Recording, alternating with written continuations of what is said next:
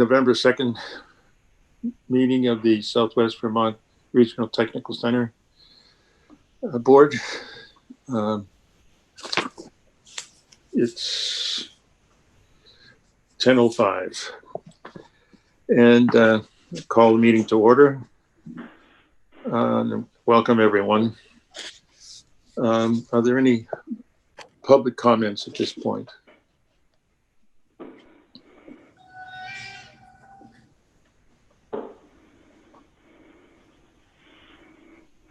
Yes, I see one person with their hand up. I believe that's Laura. Okay. Good morning, everyone. I just I hope we're going to get an update on the Ed Letourneau situation. Also, I was wondering, since there's so many board meetings about censuring Ed, and also Mr. Lawler, I believe I sent you an email about a week ago asking for the terms of board members. And I was just making you aware of that, hoping that I'll get a response. And that's all I have. Laura, I did not see an email from you regarding that. I will look. If you want to send it again, I can certainly Okay, get that. sure. I apologize.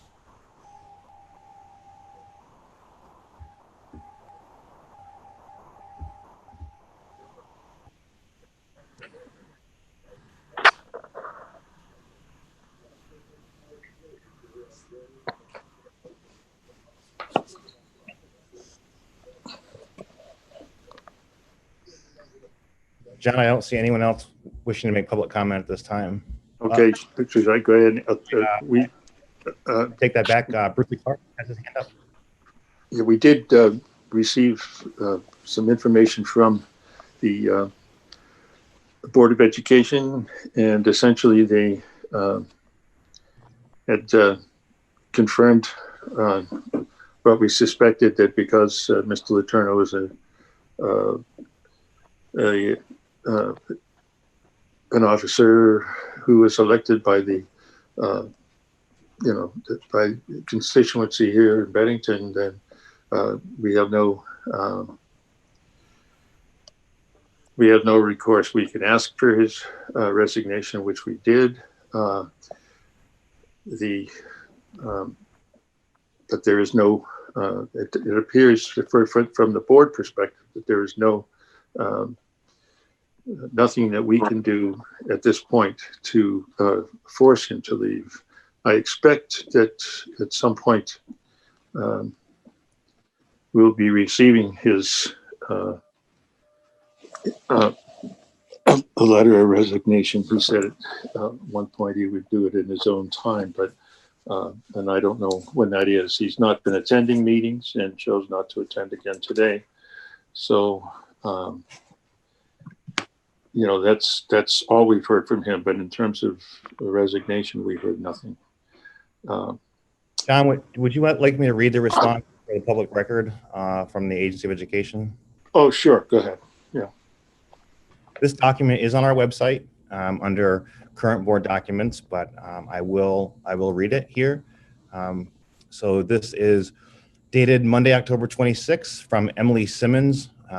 She is General Counsel at the Agency of Education. And the email reads, hi, Superintendent Lawler. Secretary French asked me to research and respond to the questions you have raised in the attached letter. Your questions were: 1, whether the school board has the authority to conduct a meeting and remove a school board member by majority vote of the board, and 2, whether the school board has the authority to hold a special election to determine if a school board member should be removed. The Agency of Education cannot provide legal advice to the board. However, I understand that the board has written to the agency at the advice of legal counsel to seek the Secretary's opinion as to the board's authority as described above. Please ensure that this response is shared with the board's attorney. Additionally, please understand that the scope of my review in answering your questions did not include a review of either the town charter or the Technical Center District's bylaws. The Board of Directors' own legal counsel is best positioned to provide information about those documents and whether they contain applicable recall procedures. In our opinion, there is no mechanism in state law for the Board of Directors to remove an elected board member from office. Further, while the Agency of Education is not the expert on election law, we do not know of any provision in the education statutes for the electorate of the school district or tech center district to remove a board member prior to the end of that individual's term in office. Sincerely, Emily Simmons, General Counsel, Agency of Education.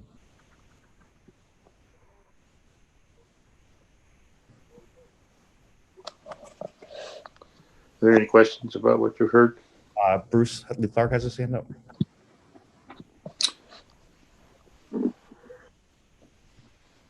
Okay. Bruce, go ahead. Okay. Sorry. Notwithstanding the statement from the General Counsel of the Agency of Education, I'm just here to remind the board that the board operates under bylaws, which she apparently did not see. And the bylaws do allow for you not to recall anybody at this point because there is no recall provision. And there is no provision for recall in the bylaws, but it does allow you to change your bylaws and to modify your bylaws within the authority that is given to this board under statute. So I would just encourage that view if that's something you want to do. You know, recalls are available to other municipal bodies. There is a recall provision in the town of Bennington's charter. Obviously, you don't operate under a charter. You operate under bylaws. And it would seem to me that some research could be done if you chose to do this. And it would have to, I would assume, have to include some petition from voters in the district of some determinate number. And that I don't know what that would be. But that would seem to me an option if that wasn't a thing that you chose. I would also urge, however, that since you're talking about people who are duly elected, that you're very careful about how this happens, and that you are very careful about the issues under which a recall could be made. That way you don't get into the situation of having people recalled all the time. That was my only, as someone who was involved deeply in writing the bylaws. We did discuss a recall provision back, however many years ago that was. Chose not to have it in the original document, but the then legal counsel for the agency did suggest that it could be done if we wanted to. But, you know, that was a suggestion of 15 or 20 years ago. So just letting the board know that that's something that you should at least be exploring. Thank you. Thank you, Bruce. Thanks for those comments, Bruce. I appreciate that. And this is something I think we should seek further legal advice and clarification on from Lon McClintock, the board's attorney, because that's not a question we specifically asked him, and the research he provided to us on this contained little, if any, information on actually amending the bylaws. It's a process that would take some time, and I agree with Bruce that it should be entered into cautiously. And we certainly don't want to run afoul of any constitutional rights. So further advice from legal counsel would be warranted. A clarification. We're in the section of our meeting for public comments, and we should be taking public comments from everybody before board members weigh in on the decision to do some or take action, I would think, unless we decided that we want to respond to every board member, every public comment out. without having the consent of the board to do that.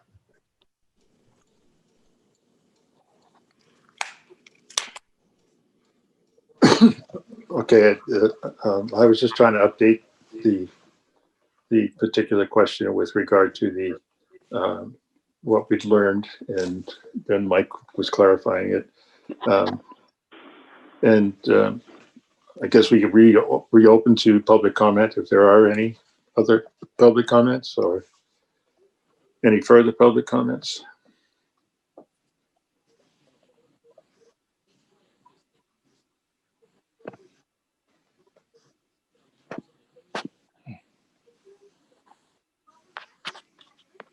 There is an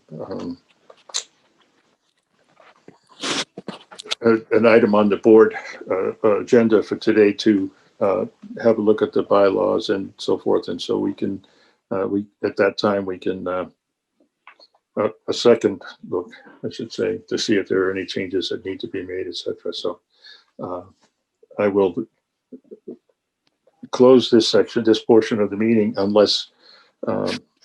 John, there is one more. Laura Payne has her hand up. Okay. Go ahead, Laura. I just wondered if you received an update from the Attorney General. The letter that was sent to the Agency of Education was the same letter sent to the Attorney General, and we have not heard back from the Attorney General as of yet. Thank you.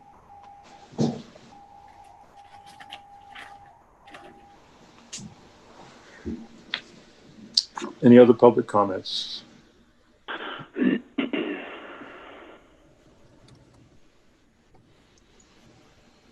And I propose that we move on to the consent agenda. The minutes for the meeting of October 19th. So moved. Second. Yeah.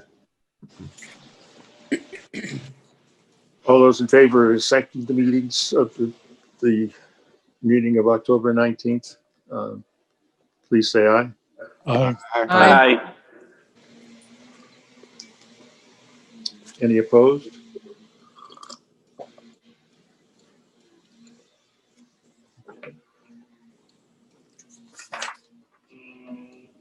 Payroll warrant number 1015. So moved. Second.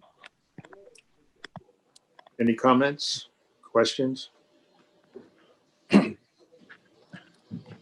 All in favor of approving payroll warrant 1015, say aye. Aye. Vendor warrant number 1016. So moved. Second. Any questions or comments? Yeah, I was just wondering, how come our landlines are so expensive?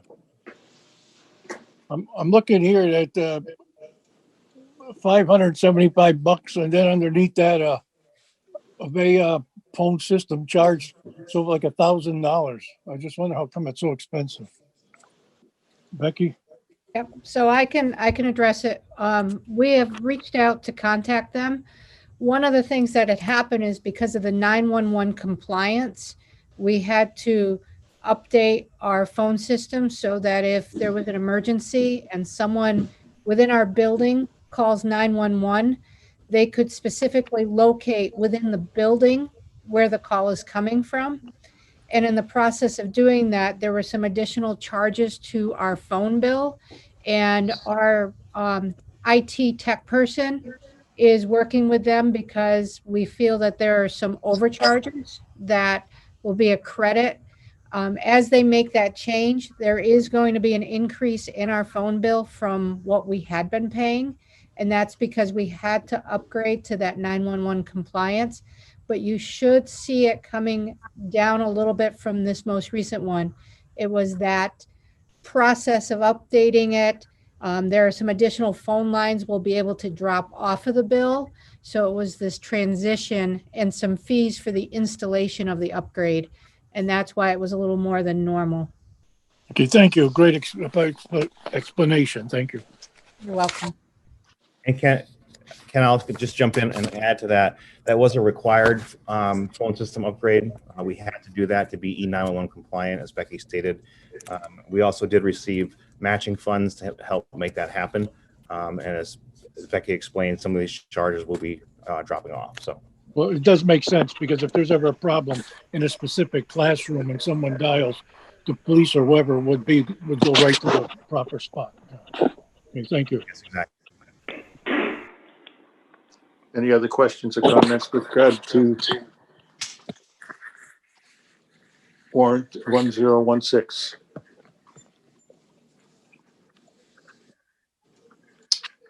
All those in favor of accepting? Aye. Aye. Aye. Okay.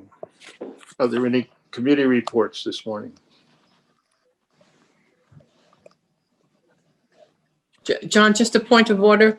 You didn't ask if anybody objected. Oh, I'm sorry. Are there any objections? All right, so then, are there any committee reports this morning? No policy remitted report. No education reports. Okay. We have a couple of action items. We need to a bid for upgrading the server. So we need some information on that. Becky, can you speak to that, please? Yes, at our last board meeting, we presented the bid comparison sheet for upgrading the servers. And on the bid comparison sheet was the cost of the actual merchandise, the servers themselves, the equipment that we needed. And I wanted to bring back before the board, just so that it's very clear that the second part of this is the labor that we receive, the cost of what it would be for the labor and installation of the upgrade. So I've added the second price to this, that $13,563 is the closest estimate to the labor, depending on the range. And I've included it on that cover sheet. It could be anywhere from 10,800 to 13,563. So I included the high end. I just wanted to make the board aware. I mean, we voted on the equipment and the server, and I just, because of the cost involved, wanted to have full disclosure of what the labor would be involved in the upgrade. So I just felt it was important to bring it back before you so that you're aware of that cost as well, and ask that you approve the full bid at this point. And we would still recommend SimQuest as the person doing this. And the labor costs seem to be kind of in comparison to others about what people are charging. It's nothing high end. It's not out of the ordinary for the time involved and what they have to do. So I'm just asking for the board to approve again this bid and recommend that SimQuest be able to do both. We purchase the equipment from them and do the labor involved in installing the new upgrades to the servers. Could you repeat the cost again, please? Yes. At the last board meeting, the cost for the servers, the equipment, everything involved with it was $12,170. In addition to that, the labor cost, the highest end, and that's if they have to do the full 78 hours. So I wanted to give you the highest end, would be an additional $13,563 for labor. But that's quoted at 78 hours to do the installation and upgrade to the systems. Now, can I ask also, once we have this upgrade, what's the cost involved in keeping the service up and running? It would be the cost we already incur. Excuse me. There's not an additional fee to this. So what we already pay would be the same. That doesn't change. It's just the technology needed to be upgraded. And we have some what is known as virtual machines. And I'm not the tech person, but the virtual machines themselves, we needed to kind of make sure they can handle everything, especially now that we're in the remote learning situation as well. But there wouldn't be additional costs beyond that. Great, thank you. I'll move that for a I'll make a motion that we adopt the additional $13,000 for managing that, along with the $12,000, so it can open it up for discussion. Second. Any other comments or questions? All those in favor? Aye. Aye. Aye. Any opposed?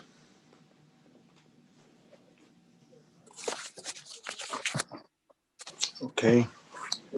Next item on the agenda is a suggestion that was brought to me by Jackie and seconded by Mike, to have a committee to look at the bylaws, and based on the suggestions from Mr. Clark, probably we should also confer with Mr. McClintock about the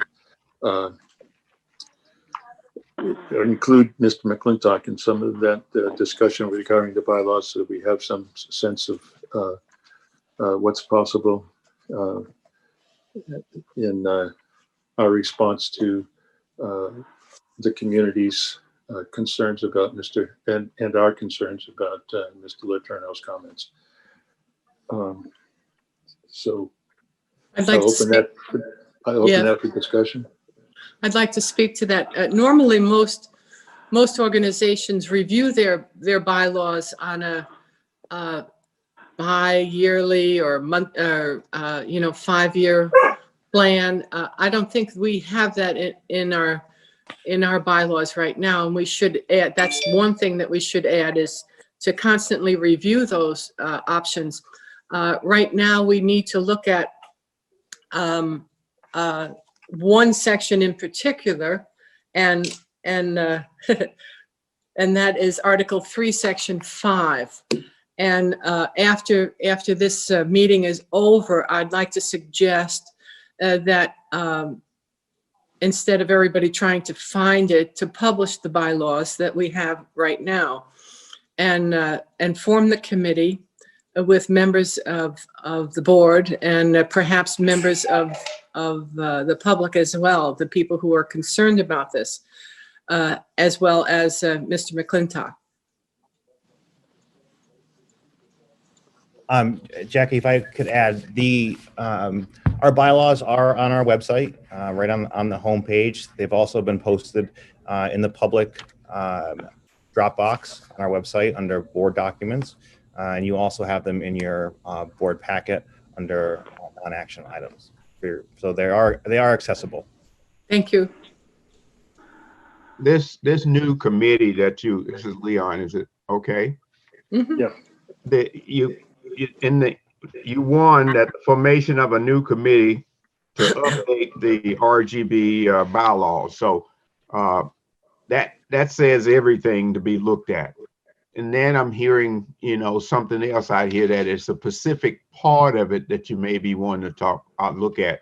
So if you're going to have a special committee, and either they're going to look at all of the RGB bylaws, or they're going to have a special task that they're going to be looking into, because the bylaws entails a lot in itself, as opposed to just one particular section of that. So whoever thought of this and had in mind, I just wanted to open it up and let you know that we need to either be hone in on one particular section for something by a special task, or we say that we just want to have someone study all of the bylaws and come back at a certain period, a certain time. Thank you. Well, my thinking on it, Leon, and you're absolutely right, we should make a decision like that. But as I said initially, our organization should constantly be looking at this on a regular basis, because what we do 10 years ago is not the same that we do this year. That we're a growing organization, and the document that we originated always should be looked at. It's kind of like the Constitution and the amendments to the Constitution. So what we did 10 years ago is not the same as today. I mentioned those two areas so that people could look particularly at those two areas, but we should look at all of them. But I know what you're saying is that what we have right now is an enormous task. And if your suggestion is to just zone in on just Article 3, we could do that.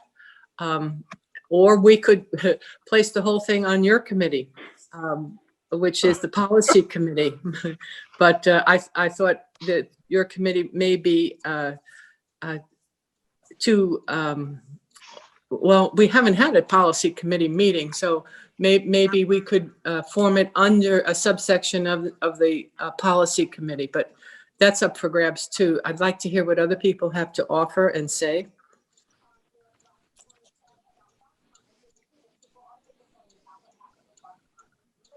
I would suggest maybe clarifying that the formation of this committee is to address the specific issue that has risen up as far as looking at recall of a elected member of the board, while also creating that kind of system for constant review following up. So we have something to address now, and then moving forward from that as well.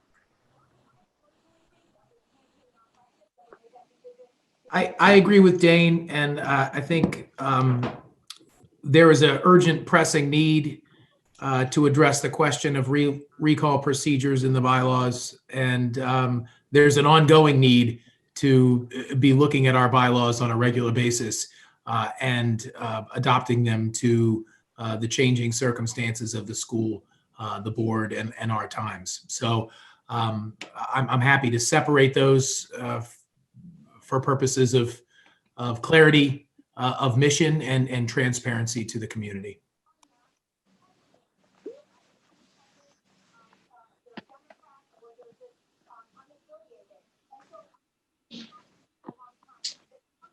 Anyone else?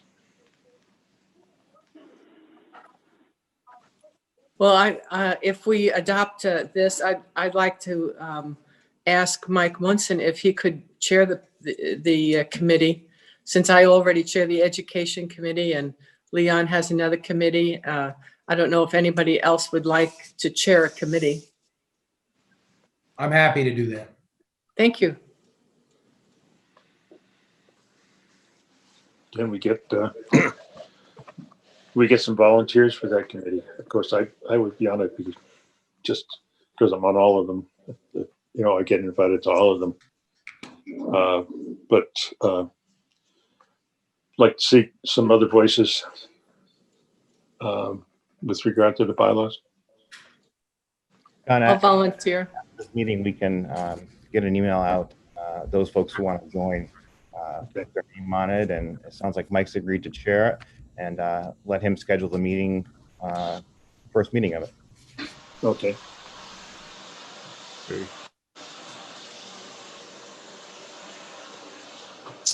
All right, so then we need a vote on whether or not we're going to form this committee or to look at the bylaws, specifically with regard to Section 3, Article 5, and then also to review at some point later, review the bylaws in total. I'd like to make that motion that we form a committee to review the bylaws and initially to review Article 3, Section 5. I second that motion. All those in favor? Aye. Aye. Aye. Anyone opposed? It's unanimous. Okay, Mike, can we have the superintendent's report, please?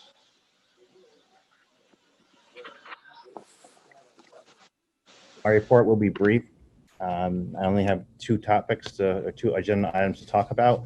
The first one, I'm going to ask the board's permission. During public comments, our teachers were still teaching, and they have a letter that is signed by 25 members of the faculty and staff that they would like read. I told them the option is I could do it under my superintendent's report with your permission. If not, please let me know otherwise. No, we should hear from the teachers. Yeah. Well, Okay.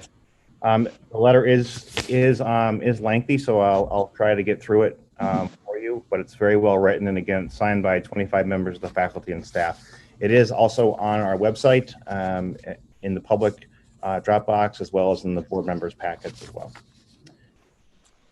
So this says, Dear Ed, given the number of years you committed yourself to our school, it is with sadness that as members of the Southwest Vermont Regional Technical School District's faculty and staff, we are writing to ask you resign your position from the Regional Governing Board immediately. We applaud your colleagues on the RGB for their unanimous vote at their October 19th meeting, condemning what, in our view, are racist and deeply offensive comments you posted on social media.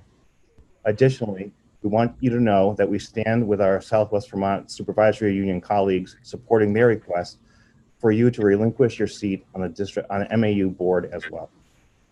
Like so many others who have already said publicly, your comments counter to the mission of our school system. It is worth noting just a few of the tenets of Southwest Tech's distinct mission.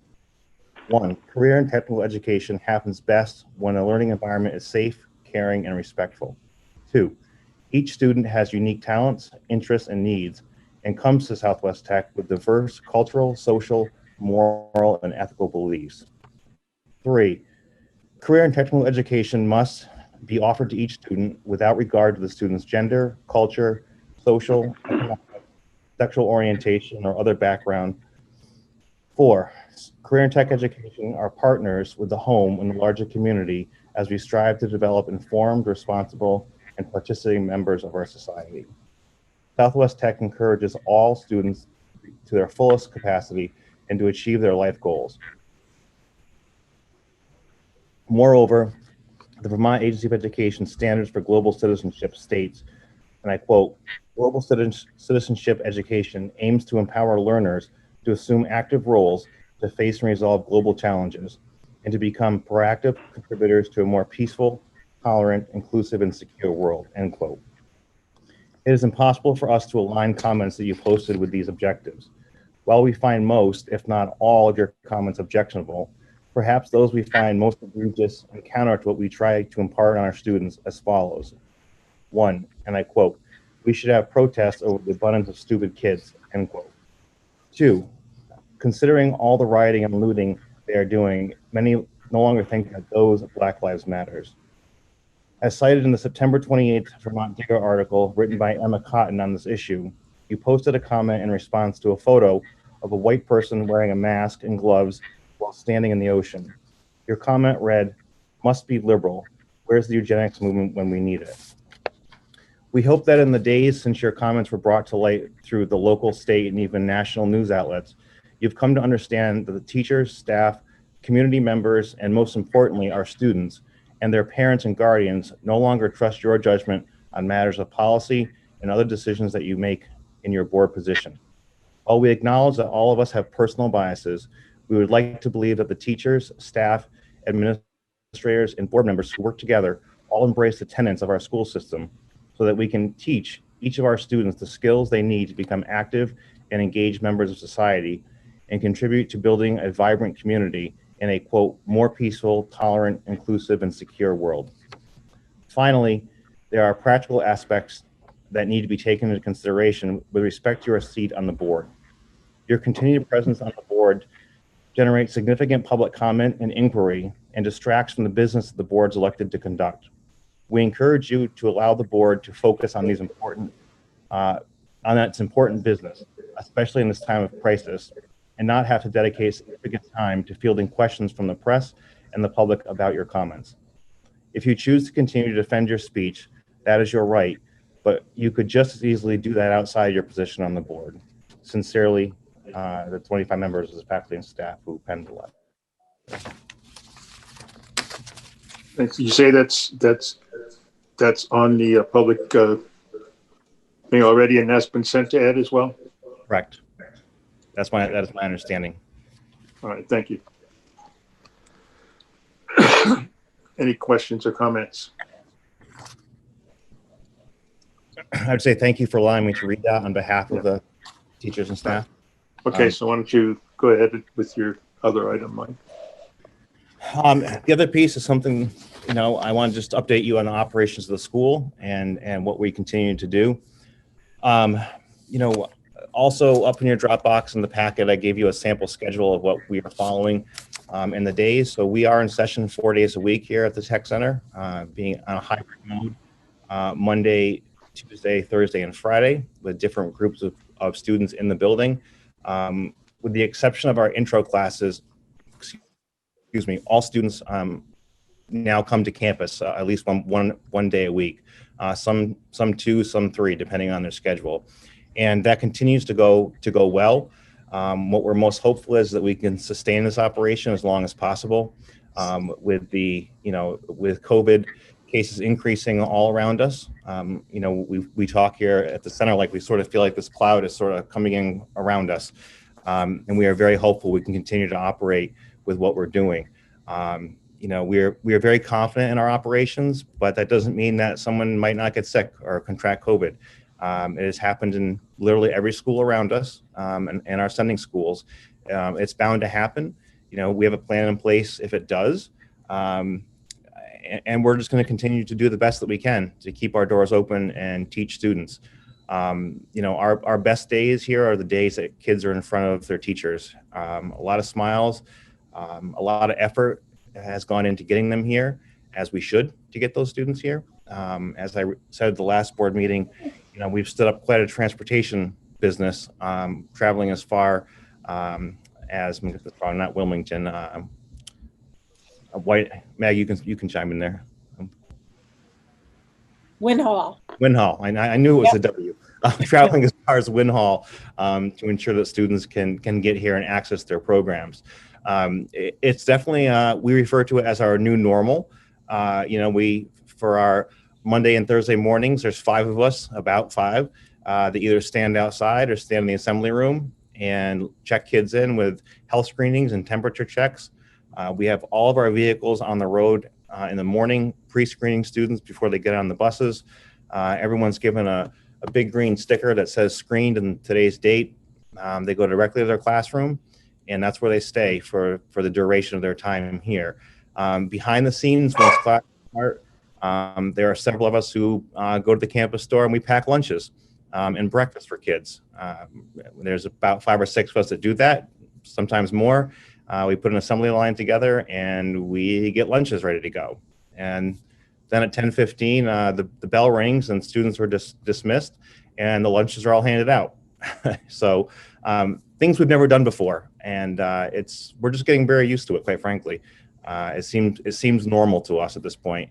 Would we prefer to go back to fully in person like normal? Yes, absolutely we would. But we are happy to operate in the environment that we have right now.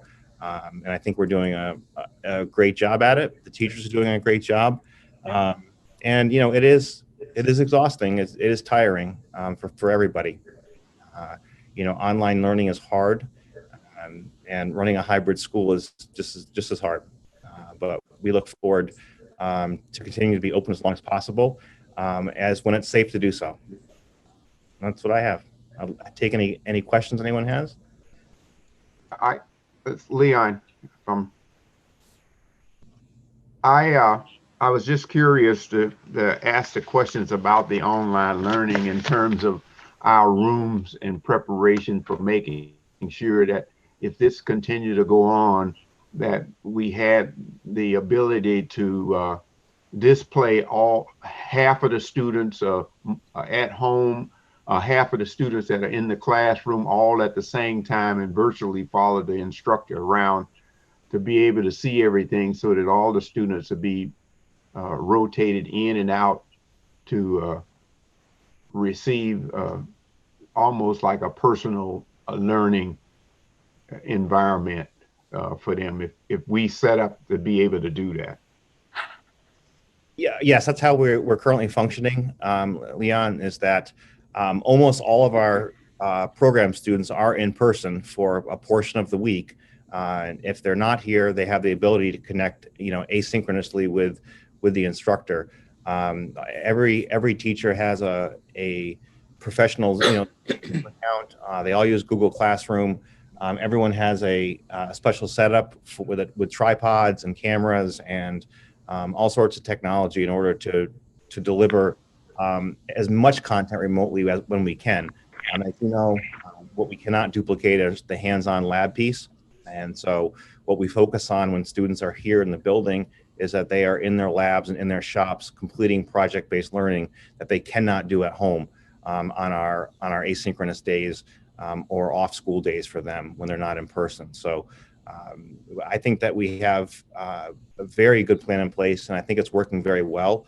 Obviously, it can be tweaked. Everything needs to be tweaked. We can always improve something, but we do have the capacity and the technology to teach both hybrid, both fully remote and in person. So, I'd like to ask what teachers think, if you know this, is the best things or the best outcomes of what they're doing this year as opposed to other years.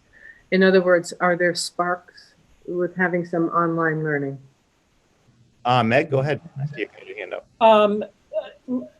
As far as teacher feedback, the many teachers have said that the kids that physically come here are so excited to be here, and it's just a different way of them. It's a different environment for them to teach in.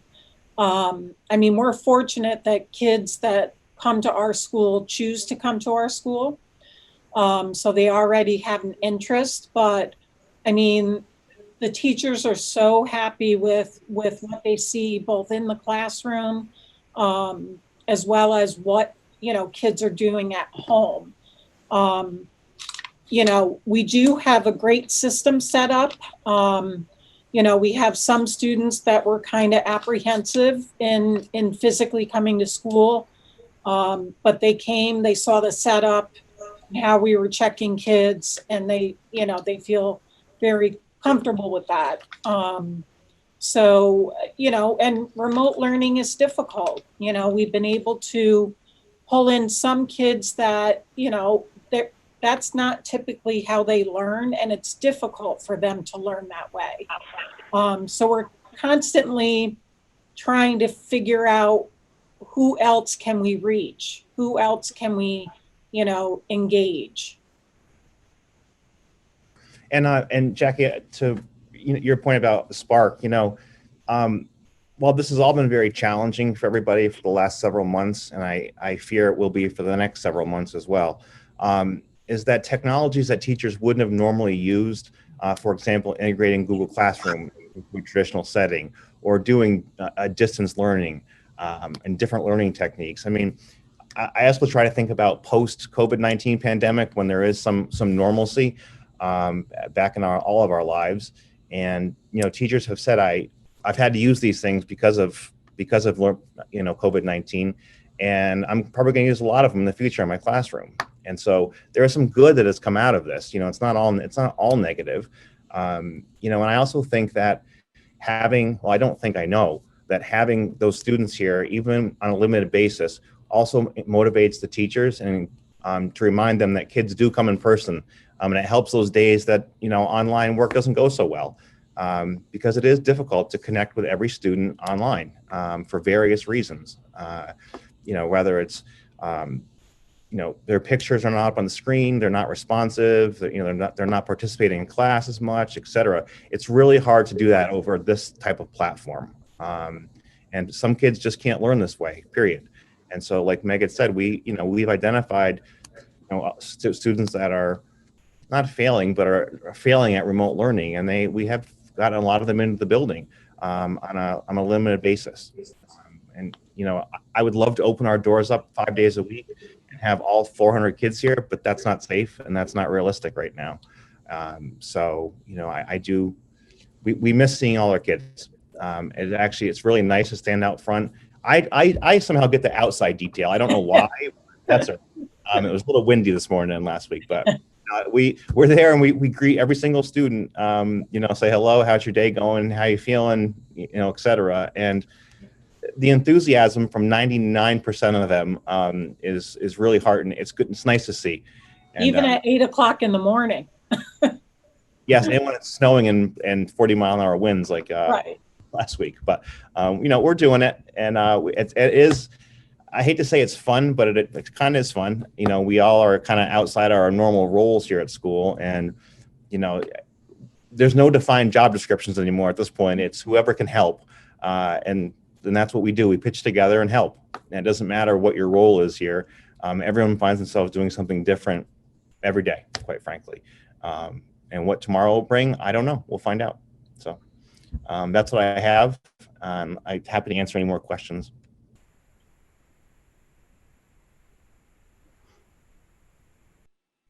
I don't see anything else, John, so I'll turn it over to you.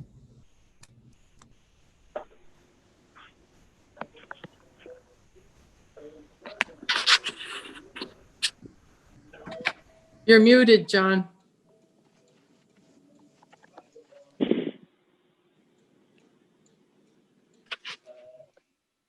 I can entertain, unless there are other questions or comments,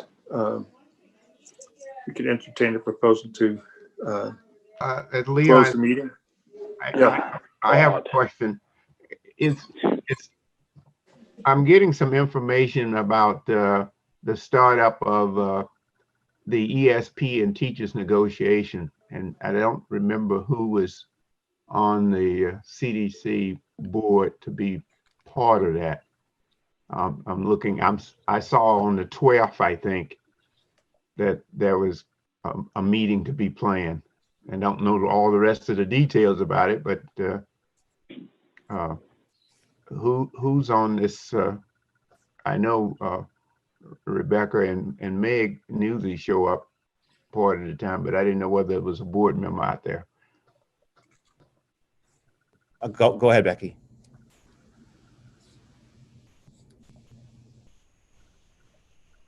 Muted. Yeah, I unmuted. I would like to say that I saw the email and Fran Kinney's name was listed for both the ESP and the teachers. So Fran, is that something you've received? Is that Yes. confirmation? Okay. Yep. So it would be Fran Kinney at this point is representing the Southwest Tech School Board for the negotiations.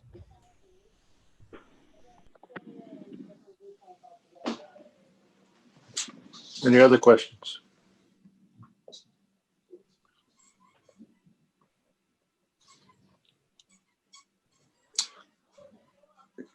I would entertain a motion to adjourn. So moved. Second it. All in favor? Aye. Aye. Aye. Okay, thank you. Thank you, everybody. Thank you. Thank you. Keep up the good job. Mm.